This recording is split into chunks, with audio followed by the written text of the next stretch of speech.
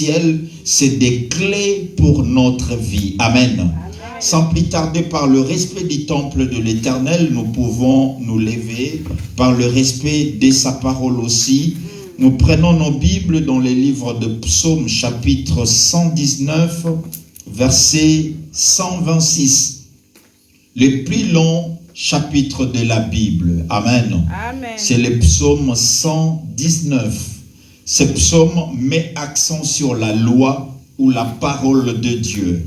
Il met accent sur le respect de la loi, le respect de la parole de Dieu et le résultat qui apporte la parole de Dieu dans nos vies ou la loi de l'Éternel. Amen. Amen. Psaume 119, verset 126, nous pouvons lire à l'unisson 1, 2, 3. Il est temps que l'Éternel agisse.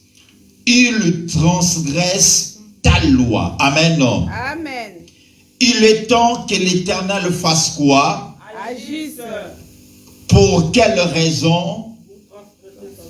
Parce qu'il transgresse sa loi. Alléluia. Amen. Non pas pour qu'il transgresse sa loi, mais parce que il y a des gens, il y a des circonstances, il y a des réalités qui transgressent sa loi. Alléluia. Amen. J'aimerais dire à quelqu'un dont les réalités, les circonstances de la vie font transgresser la loi comme si Dieu n'agit pas, le Seigneur agira. Amen. Amen. On acclame le Seigneur pour regagner nos places. Amen. Amen. Que Dieu soit béni. Des fois tu me diras, mais pasteur, on a vu sur les réseaux, tu allais parler sur espoir dessus. Alléluia. Amen. J'ai encore une autre intervention quelque part. Après ici, là je parlerai sur espoir dessus. Alléluia. Amen. Amen. Et bien aimé, aujourd'hui nous parlons sur un thème, il est temps que l'Éternel agisse. Alléluia. Amen. Quelle merveilleuse affirmation. Bien aimé, juste cette affirmation, elle peut conclure notre message. Alléluia. Amen. Quel est notre sujet? Il est temps que l'Éternel agisse. Alléluia. Amen. Il est temps que le Seigneur parle.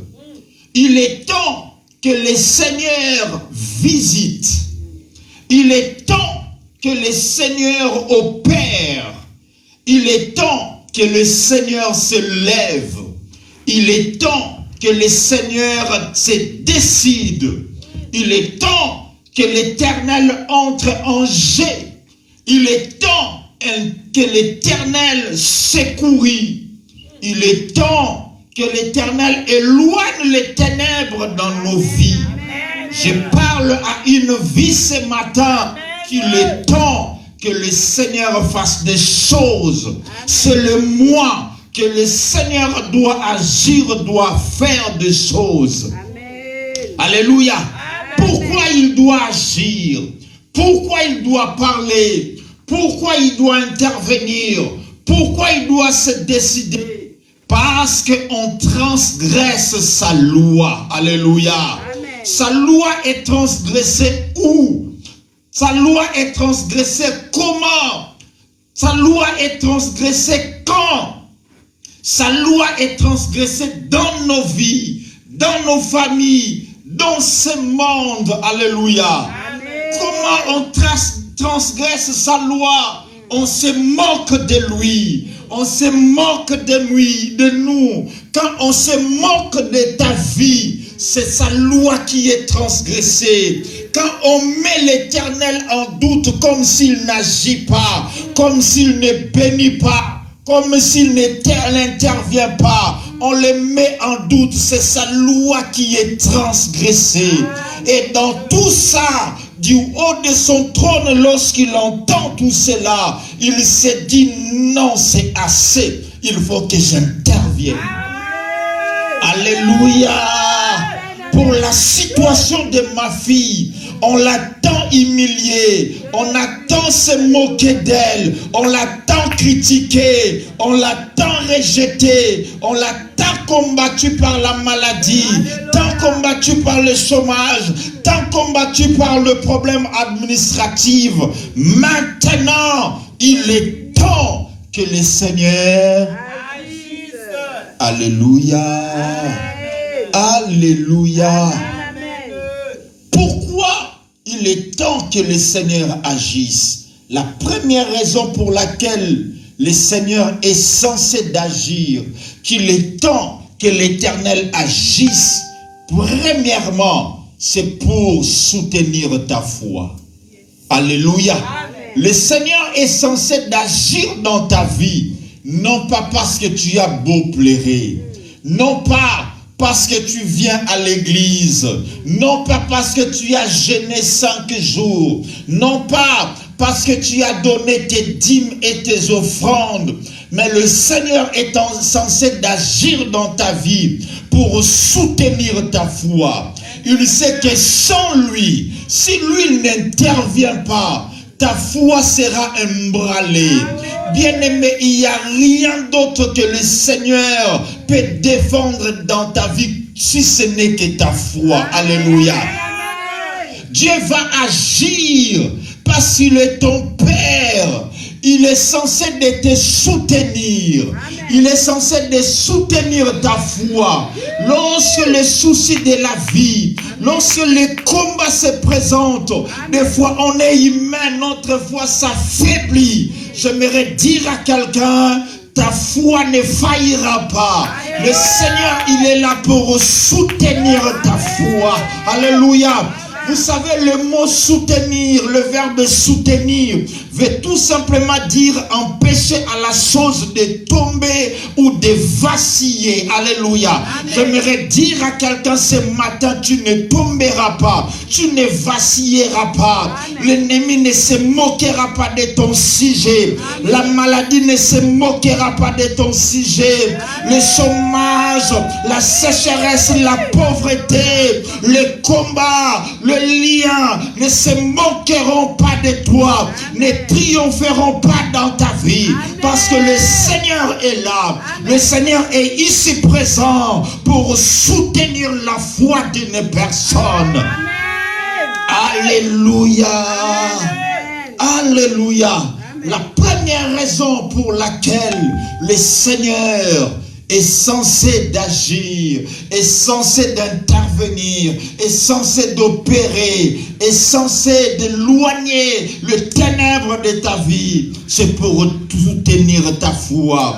Bien-aimé, quand nous lisons dans la Bible, dans les livres de Jean chapitre 5, au verset 7, il y a un homme.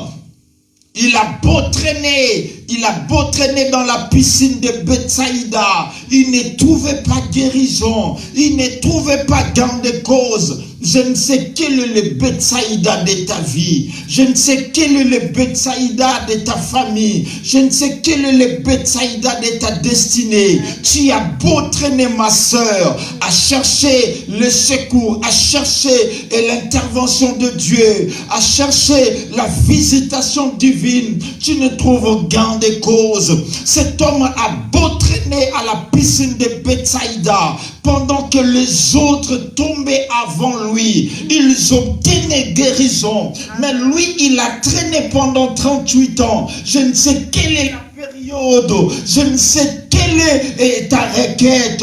Je ne sais qu'est-ce qui fait couler tes larmes. Alléluia. Mais je suis venu t'apporter qu'une merveilleuse nouvelle. Que le Seigneur interviendra. Que le Seigneur agira. Que le Seigneur va opérer. Alléluia. Amen. Que le Seigneur essuiera tes larmes. Cet homme, le Seigneur se présente devant lui. Il lui dit, veux-tu être guéri? Mais bien aimé, la réponse de cet homme, ça prouve combien sa foi et sa confiance, même à Bethsaïda. Bethsaïda, ça veut dire la maison de la miséricorde. Beth Esda. Beth, c'est la maison comme Bethléem, la maison de l'Éternel. Bethesda, c'est la maison de miséricorde. Mais il était là dans la maison dite miséricorde, mais lui ne trouvait pas miséricorde. Alléluia. Des fois, tu es là, midi, matin, soir, en train de chercher la face de l'Éternel, mais tu ne vois pas le Seigneur agir dans ta vie. Veux-tu être guéri? Il dit, au lieu de dire au Seigneur, oui, je vais guérir, écoute la réponse de cet homme. Ça montre combien son cœur était meurtri. Ça montre combien son cœur était blessé. Ça montre combien il était désespéré.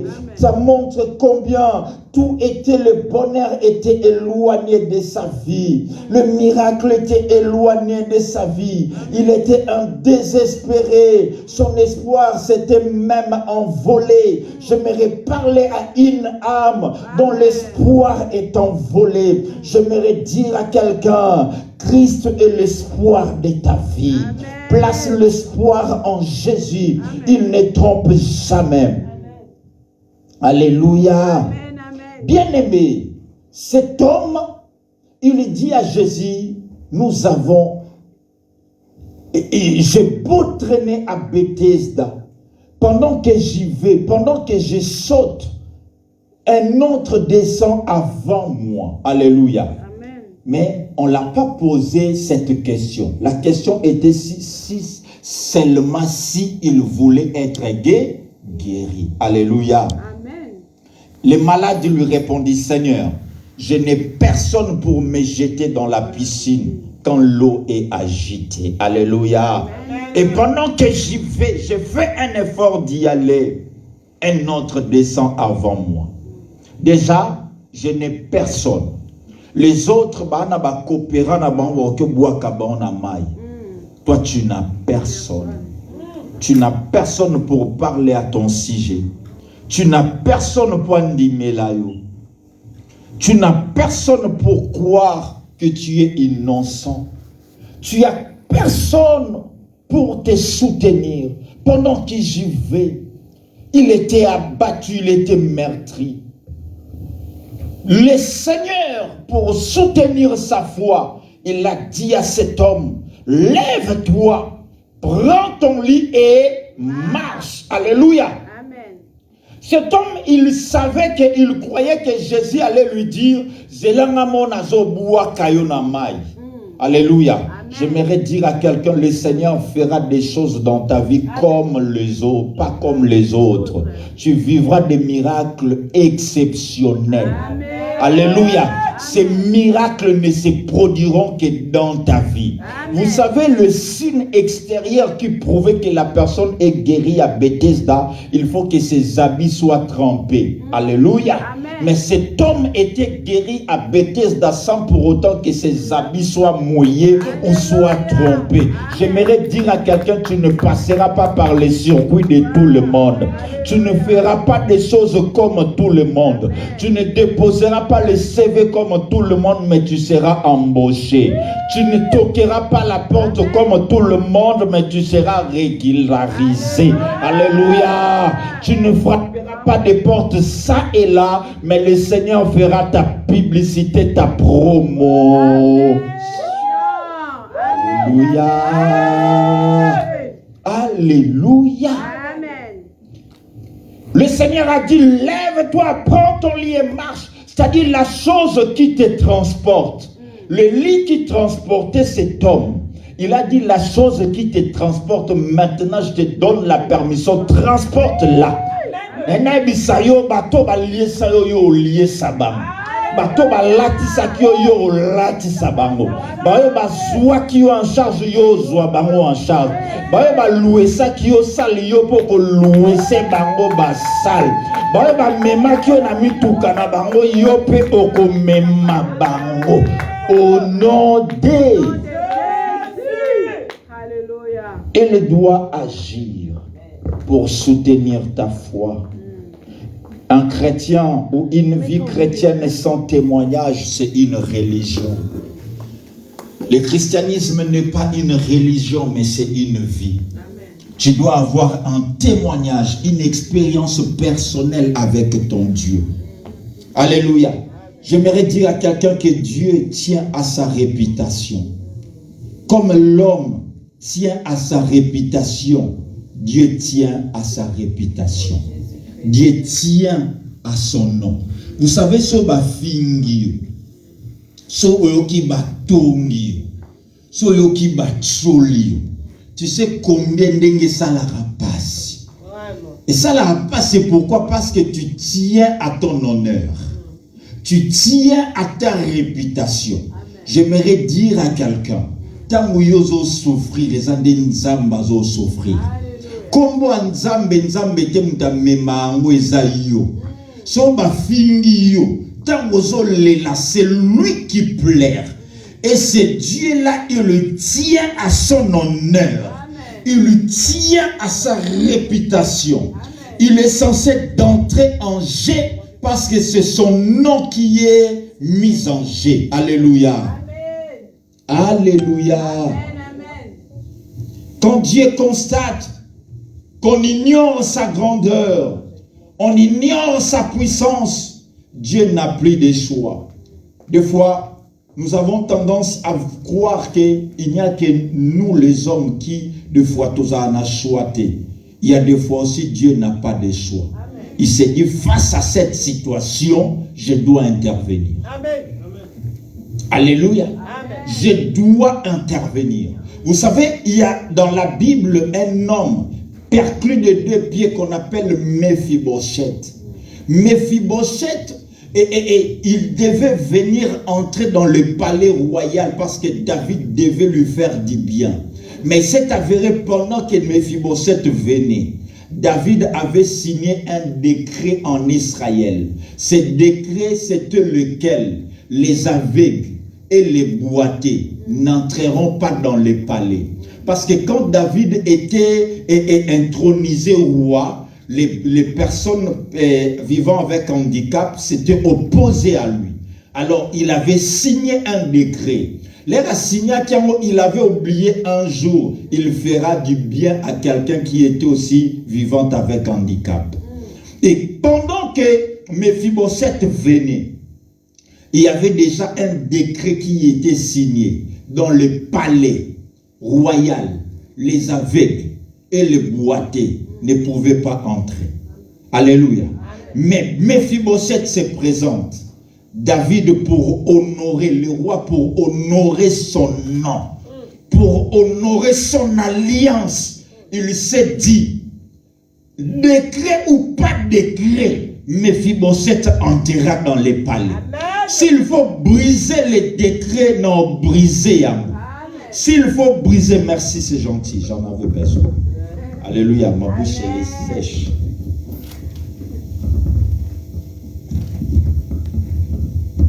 Alléluia. Ou façon comme on a. Alléluia. Nabona mona. Oh, nzame kaloba. Nzame pesa ka ngoya. Mela mai.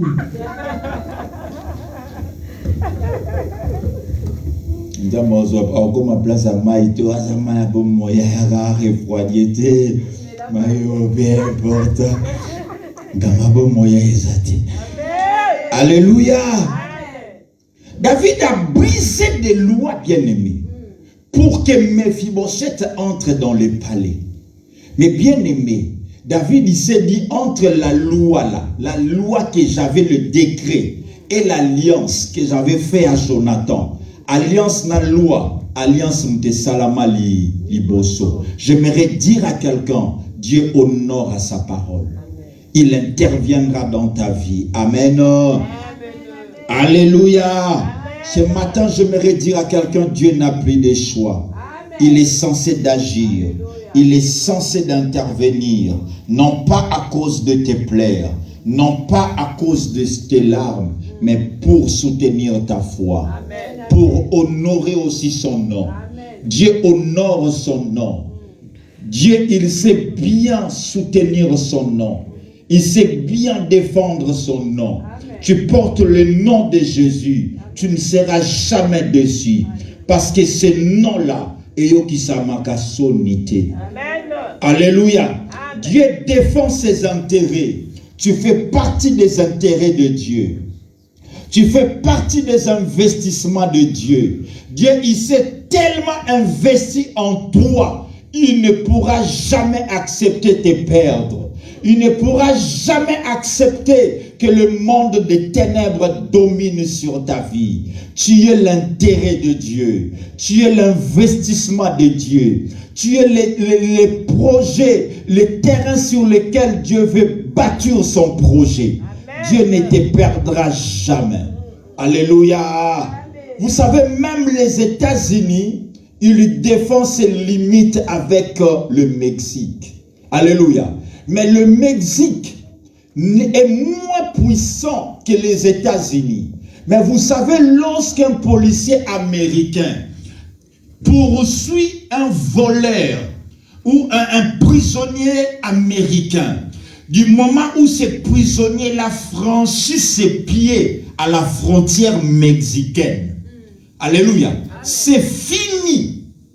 Les policiers américains, quelle que soit leur notoriété, ils ne pourront jamais franchir même pas un poulet de leur voiture à la frontière mexicaine. Alléluia. Amen. Le policier américain n'entendra jamais récupérer le voleur qui est au niveau du Mexique. Même s'il est à 1 centimètre de lui. Parce que c'est le respect des frontières. Lorsqu'il franchit, il y aura des problèmes diplomatiques. Amen. Alléluia. Amen. C'est un autre territoire. Tu ne peux jamais entrer dans ce territoire. J'aimerais dire en Jésus, nous sommes dans un nouveau territoire. Amen. Dans un territoire que l'ennemi ne peut jamais nous attraper. Amen. Le mauvais sort n'a aucun impact sur nous. Alléluia. Amen. Alléluia. Amen. Deuxième raison pour laquelle l'Éternel doit agir dans ta vie, parce qu'on transgresse sa loi. Mais la raison c'est quoi? La raison c'est pour fermer la bouche de tes adversaires. Alléluia. L'Éternel est censé d'agir parce qu'il voit, on s'est beau moquer de toi. Quand on se moque de toi, c'est lui aussi. Ils ignorent sa grandeur. Ils ignorent sa puissance. On dit Wapinsam Benayo. Quand on dit où est ton Dieu, c'est son nom qui est mis en jeu. Alléluia. J'aimerais dire à quelqu'un, il est temps que l'Éternel entre en jeu et ferme la bouche de tes adversaires, la bouche de tes ennemis, la bouche de ceux qui cherchent le mal de ta vie, le mal de ta famille, le mal de ta destinée, que ce soit le démon, les sorciers, des esprits humains. Ce matin, j'ordonne en tant que ministre de l'évangile que le Seigneur ferme leur bouche. Alléluia. Et qu'ils vivent la grandeur de Dieu dans ta vie. Qu'ils vivent la puissance du nom de Jésus. La puissance du miracle de Dieu dans leur vie. Alléluia. Alléluia. Bien-aimés, vous savez, il était temps que le Seigneur agisse quand Israël a traversé la mer Rouge. Il était temps que le Seigneur agisse. Déjà, en Égypte, il a frappé le 10e plaie. Tous les premiers-nés des Égyptiens étaient morts. Alléluia. Amen. Pour fermer la bouche des Égyptiens. Ils se sont encore entêtés à la mer Rouge. Toute l'armée d'Égypte, tous leurs chars étaient engloutis. Alléluia. J'aimerais dire à quelqu'un, le Seigneur va engloutir tes adversaires. Amen. Alléluia. L'Éternel fermera la bouche de tes adversaires. Bien-aimé, j'aime un passage, un texte dans le livre de 1 Samuel chapitre 3. Si on peut lire ça, 1 Samuel chapitre, je pense chapitre 3, verset 6. 1 Samuel chapitre 3. C'est les cantiques d'une femme qui a beaucoup pleuré. Une femme à laquelle on s'est beau moquer d'elle. Alléluia. Maintenant, elle a eu l'occasion. Tu vois, un penalty sans gardien. Alléluia. Amen. Comme on dit, un bon joueur qu'a fait Dendanga. Alléluia. Amen. Un bon joueur à Dendanga qu'a fait Dendanga. Parce que lorsqu'il entre en jeu, à Oningisa Makambo. Un bon joueur qu'a fait Dendanga. Alléluia. Bien aimé, cette femme a eu l'occasion de Dendanga. Elle a eu cette occasion de louer le Seigneur. Bien aimé, si Dieu te donne l'occasion de le témoigner, témoigne sa grandeur. Alléluia. Le Seigneur est censé d'agir. Il a agi, il a fermé la bouche des amis de Job qui ne croyaient pas en son innocence, qui se disaient certainement Job a fait quelque chose de tort de la part du Seigneur. Mais le Seigneur a fermé la bouche. C'est pourquoi Job, dans le livre de Job 19, il pouvait dire, je sais une chose, que mon Rédempteur est vivant. J'aimerais dire à quelqu'un, tu sais une chose. N'oublie pas une chose. N'oublie pas une chose, que ton Rédempteur, le sauveur de ta vie, le secouriste de ta vie n'est pas mort. Il est vivant. Il agira. Il se lèvera. Il interviendra. Il opérera. Il te visitera. Il éloignera le mal de ta vie. Au nom de Jésus. Bien-aimé, Élie savait que le Seigneur ferme la bouche des adversaires. C'est pourquoi Élie, dans le mont Carmel, il savait, il portait le nom de l'Éternel. Quand il a pris, il a placé l'offrande dans sa prière. Il a fait voir à Dieu que montre-toi, c'est ton nom qui est mis en jeu. Alléluia. Amen. Du haut de ton trône, descends et ferme la bouche de ces faux prophètes de Baal. Je ne sais quels sont les prophètes de Baal qui s'élèvent dans ta vie. Alléluia. Alléluia. Élie savait qu'il était temps que son Dieu agisse. Il était temps que son Dieu confonde ses ennemis. Alléluia. Amen. J'aimerais dire à quelqu'un, ton Dieu n'est pas mort. Alléluia. Alléluia. Amen. Il est temps qu'il t'honore. Il est temps qu'il te console. Alléluia. Amen, amen. Vous savez, la Bible l'appelle Jéhovah Komora.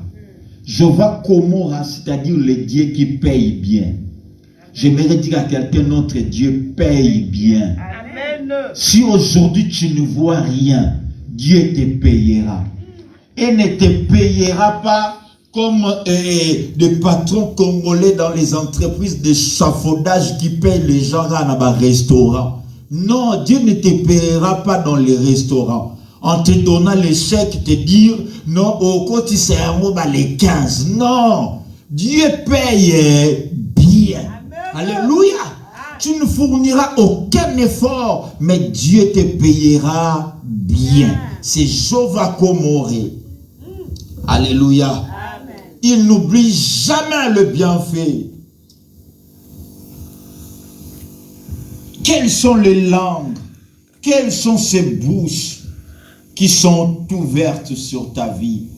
La médecine, elle a dit quelque chose sur ta vie, que l'échec est fatal, que rien ne va aller. J'aimerais dire à quelqu'un, Dieu fermera la bouche de la médecine.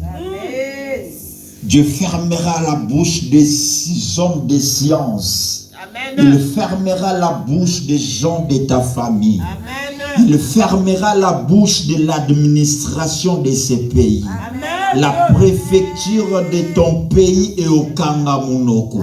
Et ton préfet ne comprendra pas comment ton dossier est changé. Alléluia. Ton patron, ton entreprise, cette même boîte qui a refusé ton CV ne comprendra pas comment tu as été embauché. Alléluia. Alléluia. Amen. Dieu est censé d'agir, on va chuter par là, pour révéler son identité. Alléluia. Amen. Vous savez, le vrai miracle nous rapproche de Dieu. Alléluia. Amen. Dieu, il veut se faire comprendre en nous. Il y a un homme dans la Bible, quand il a croisé les disciples, il lui demandait quelque chose. Paul lui a dit, Pierre lui a fait voir, non, le système a déjà changé. Le matériel, l'argent. Tu as beau reçu l'argent, tu es toujours dans le même état. Mais maintenant, je te donne ce qui est plus que l'argent. J'aimerais dire à quelqu'un, Dieu ne te donne pas comme le monde te donne. Amen. Dieu ne te donne pas comme ton employeur te donne.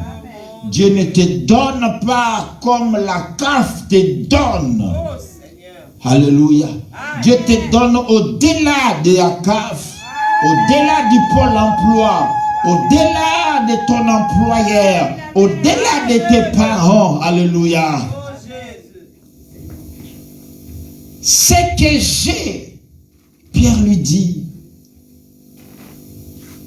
je te le donne. Alléluia. Amen. Il avait quelque chose de surnaturel. J'aimerais dire à quelqu'un, Dieu a le surnaturel. Amen. Amen. On cherche dans les naturels. Ta maladie est naturelle. Il n'y a que le surnaturel qui peut enlever les naturels. Amen. Le corona, c'est naturel. La science n'arrive pas à maîtriser le corona. Il faut quelque chose de surnaturel. Le surnaturel, il s'appelle le Jéhovah Rapha.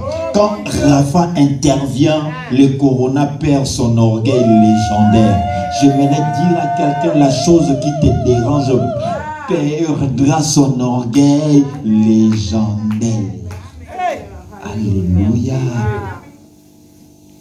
Et bien aimé, lorsque cet homme a été guéri, il a vu un miracle, une visitation divine.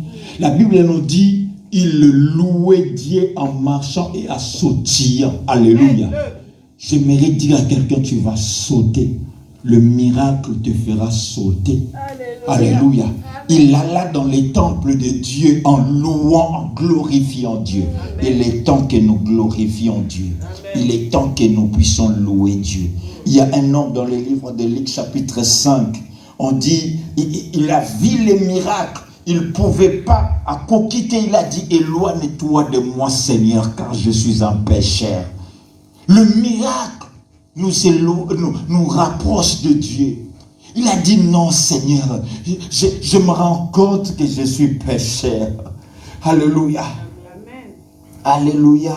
Amen. Tu es le sujet d'adoration de Dieu. Il est censé d'agir dans ta vie pour accomplir sa parole. Non pas la parole de tes ennemis. Non pas la parole de tes adversaires. Alléluia. Est-ce qu'il y a quelqu'un qui croit avec moi que le Seigneur est censé d'agir? J'aimerais dire à quelqu'un, Dieu n'a jamais été en retard. Les temps de Dieu, c'est toujours favorable. Quand les temps de Dieu arrivent, tout devient OK. Alléluia. Quand les temps de Dieu arrivent, tu deviens instoppable. Ce qui a stoppé les autres ne te stoppera pas. Ce qui a fait tomber les autres ne te fera pas tomber.